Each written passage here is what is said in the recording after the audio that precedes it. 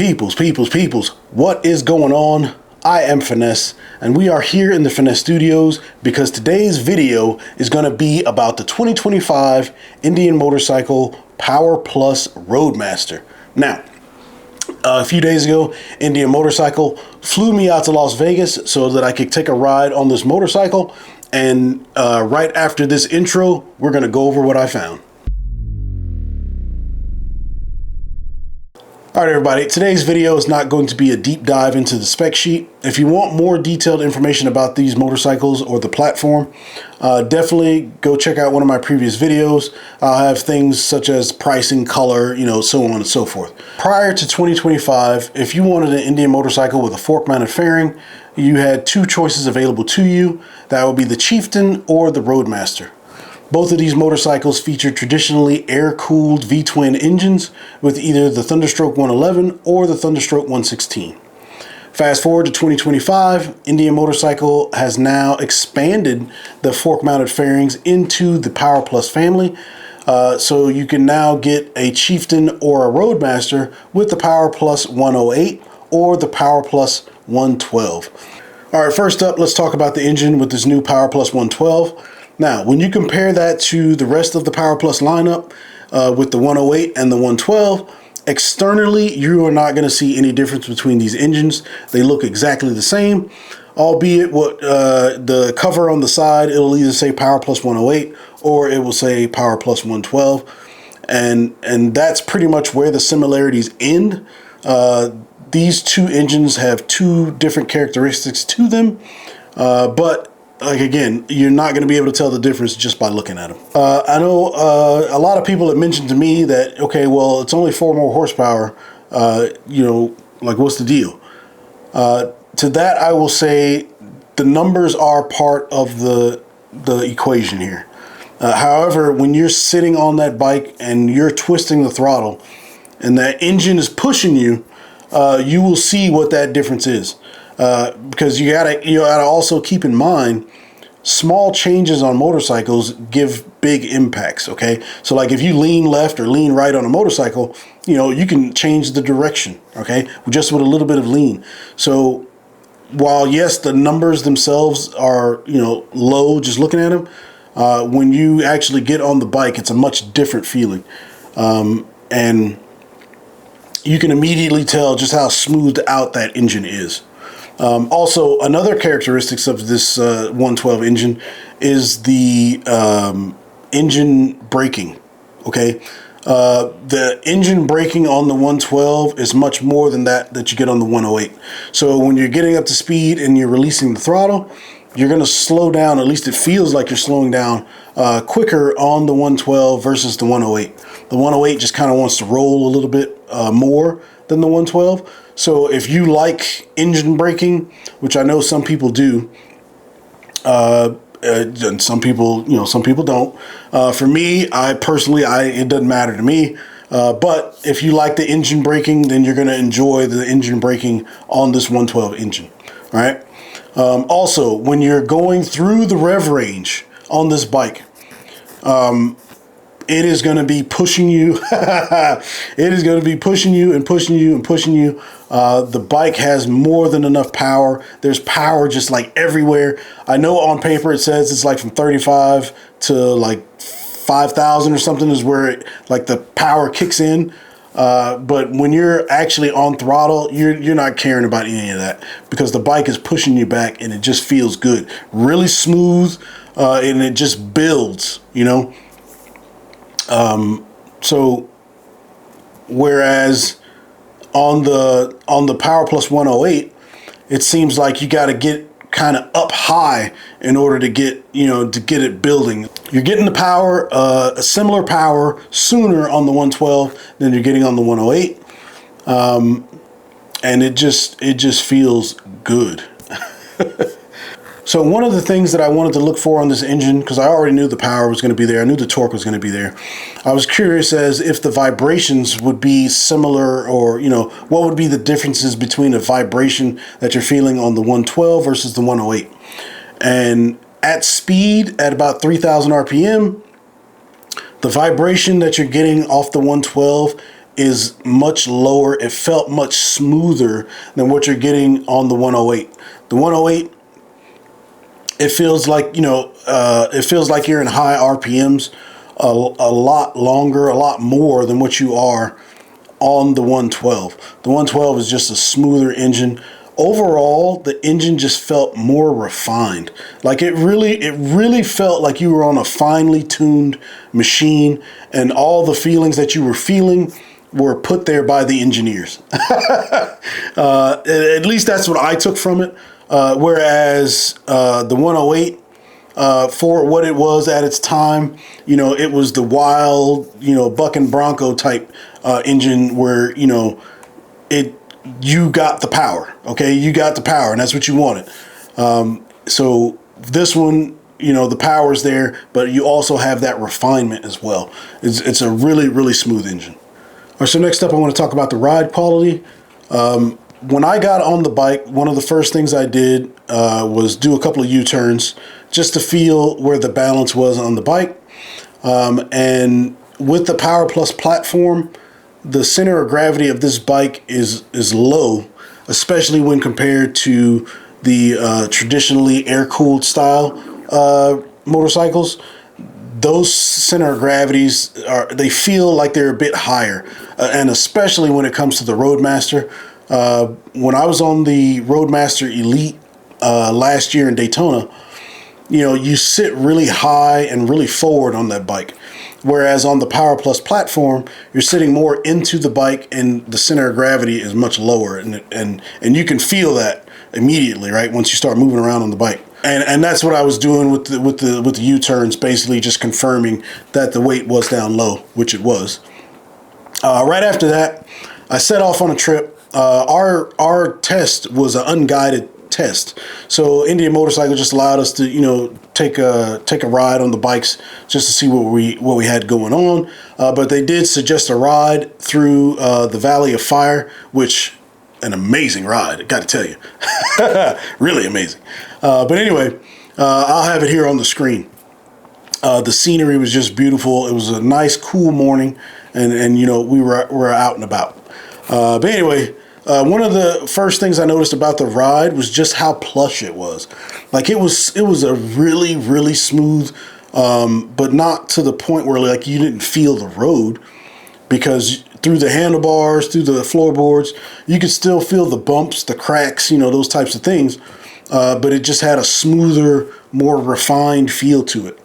Now, I was not told that Indian Motorcycle did any refinement with the suspension, but from the seat feel, it felt like they might have done some updates to the suspension, because that ride was just absolutely amazing. And it's not like those roads were smooth. There were some transitions, some bumps and things like that. In the video, you'll see the front wheel just like jamming, you know, like it's going crazy in there for a few sections. So that just lets you know that the road itself was not smooth, but the ride was just super, like buttery smooth. I could see myself just, you know, crushing miles on that thing, which is what you're supposed to do on a cruiser, right? And it's not going to give you that fatigue where, you know, you feel like you've been beat up on the road, trying to, you know, be on the bike and enjoy things. You know, it's just a really smooth, really relaxing ride. I had a great time on it. All right, so one of the things that I wanted to know about the ride quality was the difference between a frame-mounted fairing and a fork-mounted fairing. Going into this, you know, I was telling myself, I was like, well, there can't be that much difference between the two, but there absolutely is. Now, on this motorcycle, it was a windy day. Like it was really, really windy. I mean, not to the point where you're like getting blown across the road. I mean, but you know, there was a lot more wind than I would like to have had. But the front end, it didn't wiggle around a lot. I mean, like there wasn't like at no point did I feel the wind on the bars. All right. Now it does feel heavier than what you get on a frame mounted fairing, but not as heavy as it felt on the traditionally styled Roadmaster, because on those the steering was when you compare the two, the steering was heavy compared to what you're getting on the Powerplus version of the Roadmaster. So it's really interesting how that happened. I don't understand it. Maybe the front end is a little lighter than what it was on previous. I'm not sure, but or the bike maybe balanced better. I don't know, but there wasn't a lot of wiggle or anything like that. There was no. I didn't feel like during the gusts like the handlebars were going to turn. Everything was stable. It was straight. It was solid. Very well done. Even when you're getting up to speed, up to top speed, it was still stable. There was no push, anything like that. A great feel on the steering. Fantastic feel on the steering. So great job there. Okay, outside of the new Powerplus 112, I think the biggest thing that Indian Motorcycle did this year is going to be the rider safety systems that they have on these new bikes, right? I know there's going to be a lot of people out there that, they're going to be a little weary of these systems, but I'm here to tell you these systems are fantastic, okay? And not only that, if there's a particular system that you don't want or, that you don't like or trust, I guess, you do have the ability to turn these systems off, so you don't have to have them on. Now, what I will say though, if you are weary of this because you're thinking that these systems are going to be intrusive and not allowing you to ride the bike how you want to ride the bike, I just don't believe that to be the case. Okay, especially not in my experience, right? So I am familiar with the 6-axis IMU that Indian Motorcycle has had on these bikes, where they're like lean angle, throttle position sensitive features, and now they just added to it. All right, and we're not going to talk about these in any particular order. I'm just going to talk about them, as my experience happened. All right, so one of the first things that I noticed is the blind spot monitoring. The system is, it's just a seamless system. It's just fantastic. So on your mirrors, on the inside of the mirrors, you have these LED lights. And if somebody is in your blind sight on the left or right side, the corresponding LED light is going to light up for you. Now, it's not like a flashlight in your face. It's a nice amber light during the day. And then even at night, it dims down, so it's not like super bright, okay? But with the position of where it's at, you can see the light in your peripherals. So it's easy to tell if there's somebody there on your side, because that amber light's going to light up. And being in group rides or being in rides where I'm with Mrs. Finesse, there are some times where, she'll move to a spot where my mirror doesn't exactly catch, where she is. So if she is in that blind spot, it's going to allow me to see that very easily. And it's just an amazing system. It doesn't make any noise or anything. Even on the screen, the icon that comes up, it's a see-through icon, very subtle, very nice. And you have the option to either have it on only in the mirrors, only on the screen, or both, or off. Okay. Really good system. Works very well. Very accurate too. Holy cow. Very accurate. Every time somebody was in my blind spot, it was there. It worked. It was perfect. The next feature with this system is going to be the rear collision warning and the tailgate warning. All right. So just like on the mirrors, with the icons either on the left or the right, you'll have an icon on the screen that shows up at the bottom that says there's an object or a rider or a vehicle behind you, and you can adjust the sensitivity of this feature. So just like in the car with adaptive cruise control, you get further away or closer before you get that warning. But again, it's not like an audible warning. It's just that little yellow icon there on the bottom of your screen. So that goes back into it being intrusive. If you're riding and you're looking at the road, you're not looking at your screen, obviously. It's going to give you that indication just in case you glance down. But if you're not paying attention to it, or you're looking at the road or the scenery, it's not going to be something that's going to distract you either. Okay. Now, as far as the rear collision warning, that is something that I did not test. All right. Simply because I wasn't going to run up on somebody just to see the saddlebag lights flashing.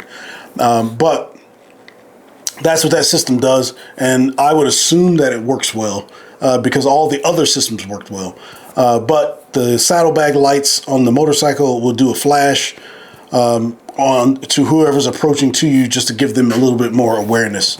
And I would imagine that that feature would be more effective at night, you know, because the lights would be brighter, but still a pretty cool feature. So next up is the bike hold control. Now, when I tested this feature, again, I was doing it, you know, just to test it out. But after that, I began trying to use it everywhere. It is pretty cool. So you can either be in gear or you can be in neutral. All you have to do is hard squeeze on the handbrake, so your front brake, or you can do a hard press on the rear brake. All right, and that will activate the system. You don't have to do both. You can just do one or the other. So if you squeeze the front brake, you're going to get haptic feedback in the rear brake on your foot, right? So it's going to do a little bit of a vibration. The same thing goes on the foot. If you do it on the foot, you're going to get that vibration in the hand, and that's going to let you know that the bike hold control is active. Now, to release it, all you got to do is simply just get on the throttle, and as soon as you get on the throttle, the bike is going to release it. Now, on the tester that I was on, which is the Roadmaster, it wasn't like a instant release. It gradually released the brake, you know, like you would with your foot if you were taking off without it. Okay, it was a gradual release. It wasn't like a jerky thing. It was really smooth. I mean, it was great. On the flip side of that, when I got on the Challenger, the particular one I was on, when I got on it, it was kind of sticky. It held the bike a little bit longer because you could feel the rear end kind of sit down a little bit before it released. So I don't know if it was just that bike. I mean, we are on test bikes, so it could be something with that. But it did release a little bit stickier. I mean, it wasn't like, I mean, it was still quick. It was just a little sticky. So could have been the bike. You know, like I said, we're on testers, so only time will tell with the actual bike that is being sold how that system functions. But it was just something that I noticed. All right, now for the electronically linked brakes. Okay, I think when we're talking about linked brakes, I think people are, you know, you're traditionally thinking about they're hydraulically linked. Okay, so like if you're pressing on one, then the hydraulics are going to trigger the, you know, if you're on the front brake, then the hydraulics are going to trigger the rear brake. That is not the case. These are electronically linked brakes. It's a really, really good system. I thought it was only during emergency braking, but on the Roadmaster, now I didn't check the settings on this, but so I don't know what the adjustment is, if you can do more or less, or it's just on off. But when I had on the Roadmaster, it was on, you know, the entire time, all the time. So if you are coming to a stop and you're on both brakes, right, and you're on the front brake more than you're on the rear brake, and you're not giving enough rear brake, the system compensates for that, and it'll start applying the rear brake, and you'll feel that haptic feedback in your foot, letting you know that the rear brake is being applied. The same thing goes with the if you do it the other way around. If you're on the rear brake more than you're on the front brake, then the front brake is going to do the same thing, and you get that haptic feedback. And it's not jerky. I mean, like, it's really, really, like, the system is very, very intelligent. Even when you're pushing hard through a turn and you're trying to load up the front end, you know, you get on the front brake a bit. It'll also apply a little bit of the rear brake, and all of this is based on your input. So the computer is not deciding when to brake. The computer is just deciding how much brake is necessary to be safe. Okay, so if I'm pressing a little bit on the brake, on the front brake, and it'll give a little bit on the rear brake. If I'm hard on the front brake, it's going to be hard on the rear brake. So it's all based on rider input. So it's not where the braking system is stepping into or preventing you from doing something on your ride. It's just working with you instead of against you. I mean, it's an amazing system. And I think if you are weary about these systems, definitely try them out. I would try it first before I get rid of it, because obviously these things are not going to replace training, but these are going to assist you when necessary. Because we don't have calculators in our head with the 70-30, right? When you're going through there and you're trying to trail brake or whatever the case may be, it's going to assist you in making that better. It enhances you. It doesn't do it for you or work against you. All right. At least that was what I took from it. Again, like I said, you should absolutely try these out. Try them out. So if you were looking at getting a Powerplus 112, but you don't want all the electronics on it, currently you cannot configure the bike through Indian Motorcycle with the 112 without having those safety systems. However, if you go on the site and you search for the 108 big bore kit, the kit that's going to come up is going to say coming soon, and it's also going to say that it is for the 2025 models. Now, when we were in Vegas, the question was asked if that kit would fit prior to 2025 models. They didn't have the answer for us right then and there. And as soon as I get that answer, of course, I'll let you guys know. But as currently, if you buy the 108, down the road, you'll be able to get the 112 big bore kit. That way you can get the Powerplus 112 without the safety systems. Okay. So if you want to get into that bike, either you're going to wait or you're going to buy the bike and then do the upgrade later, and you can do all that through Indian Motorcycle. However, again, like I said, man, I'm telling you guys, these systems are fantastic. I think the majority of people that have it are going to love it. And obviously, those that don't like it, then, you won't. Also, I want to kind of note some of the other extra features. I mean, there really isn't a lot when you start looking at the Chieftain and the Roadmaster compared to the Pursuit and the Challenger. Other than the fairing, they're essentially the same bike, okay, from the forks back. All right. However, the Chieftain and the Roadmaster fairing,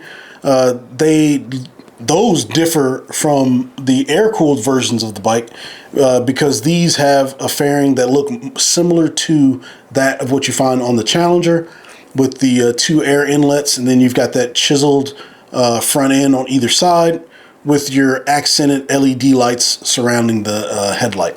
When you look at the Chieftain and the Roadmaster on the Powerplus platform, the only difference in the fairing on those bikes are going to be what you find on the Roadmaster with these winglets. Now, these are manually adjusting winglets, and they're designed to direct the air either to the rider or away from the rider. Now, like I said, it was windy, okay? And we had a lot of crosswind, so I was not able to test to see how effective those were, whether they pushed a lot of air to you or away from you. I mean, we're just going to do that on a later ride, okay? Oh no, I got to ride the bike again. So you can adjust those manually, and that should direct more air to you or away from you. Another thing that I wanted to note about the bike and its stock configuration are the bars. The bars were really, really low, especially since I'm compared to, having my bars up high.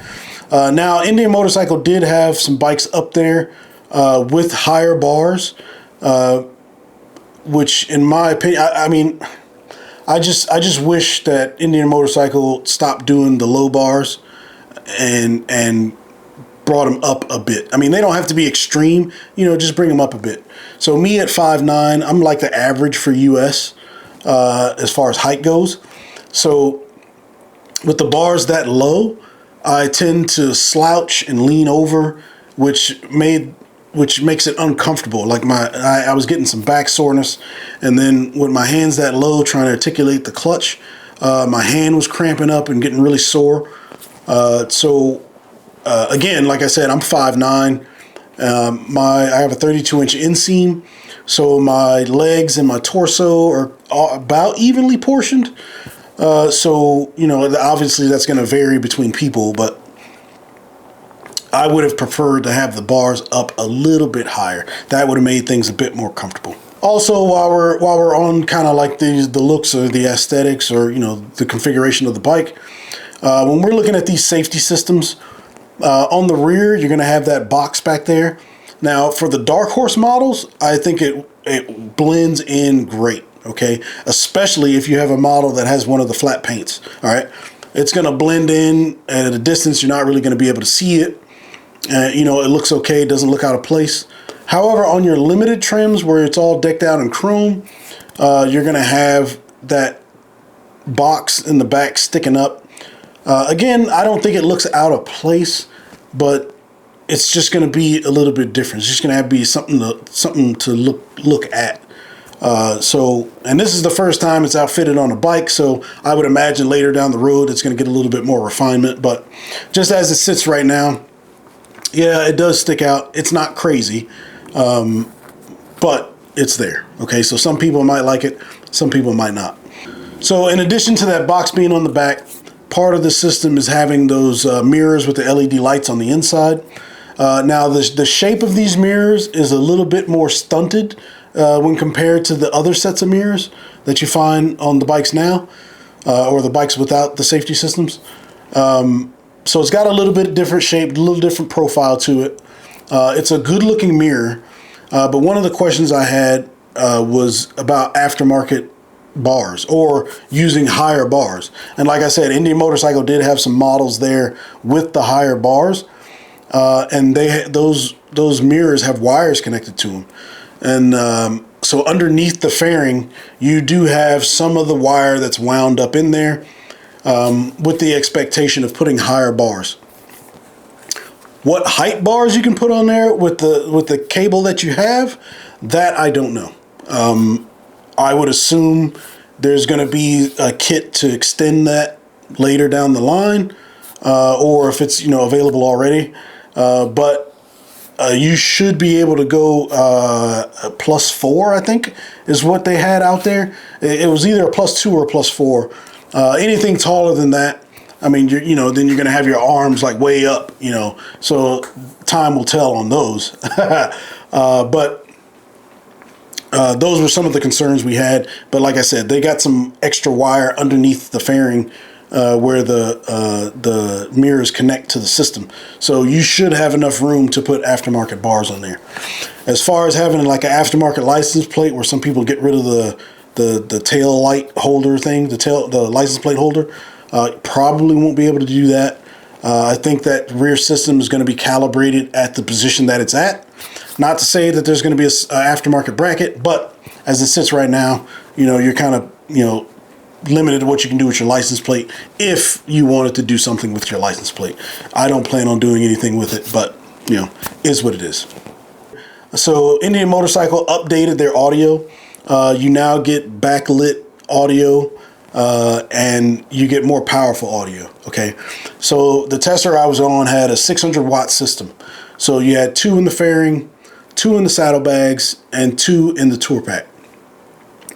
Each one of those speakers is 100 watts, and I put it probably half, not even half, maybe like a level 4 or level 5. Well, 5 is half because it goes to 10. At level 4 and 5, I could clearly hear the music through my full face helmet. Even when I was up to speed on the road, I could still hear the music clearly through my full face helmet. So for yourself and a passenger, you're not going to have any problems hearing this music. Okay.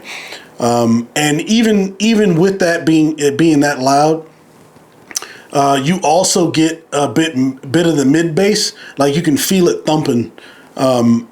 I felt it for sure when I was sitting. I can't really remember if it felt the same when I was riding. I kind of think it did, but I can't be sure. But again, you'll just have to test it and try it out. But mid bass was really good. You could feel the music.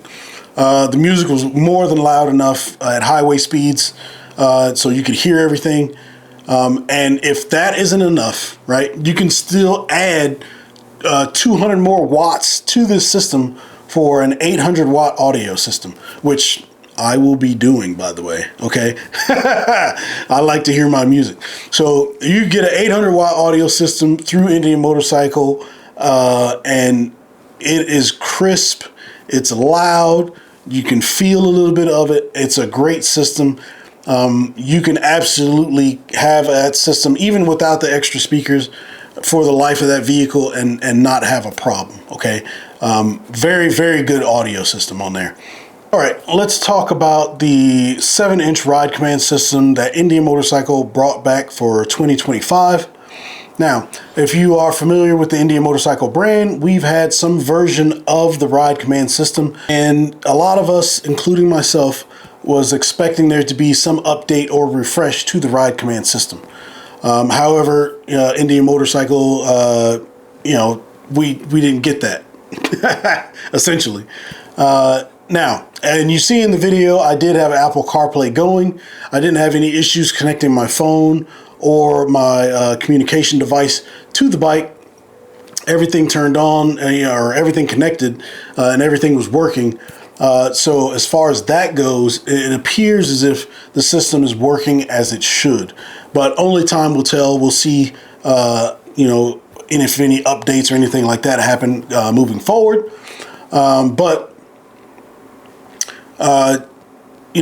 Is the ride command, the 7-inch ride command, is that a deal breaker for me? No, not for me. Simply because the rest of the bike is far superior than anything that you're going to be on in 2025, at least as of today. So I still think Indian Motorcycle is the best bike that you can throw a leg over as far as the riding experience. But I would have liked to have seen something done with the actual ride command system, whether it was either a bigger screen or maybe just updated, user interface, something to that nature. But on the flip side of that, I will say when I was on the bike, when, we're rolling through the curves, I'm not looking down at my screen. I'm looking at the road. Okay. And not only that, if I needed to check my speed or my RPMs, to downshift or, whatever the case may be, the analog gauges were in enough of my peripheral vision where I could readily see, how fast I was going, what RPM I was at. So is it considered old? Sure. Some people are going to say that, it's old and outdated. But if that I don't think would keep me off of the bike. Okay. Because like I said, everything else beyond that is just so much better. And you don't have to take my word for it. Get out there, test ride that bike. Let me know what you think. And I could almost guarantee you, the majority of people are going to enjoy this motorcycle for what it is. I know I did. I had a blast on it. All right, so that is going to do it. That was my experience with this motorcycle. Do I think you should switch up from the 108 to the 112? Absolutely. Just if you're on a previous year model, if you're on a 24 and earlier, you are gonna everything is just an upgrade. And it's like that, man. Ride every day, and most importantly, make sure you're enjoying it. Peace.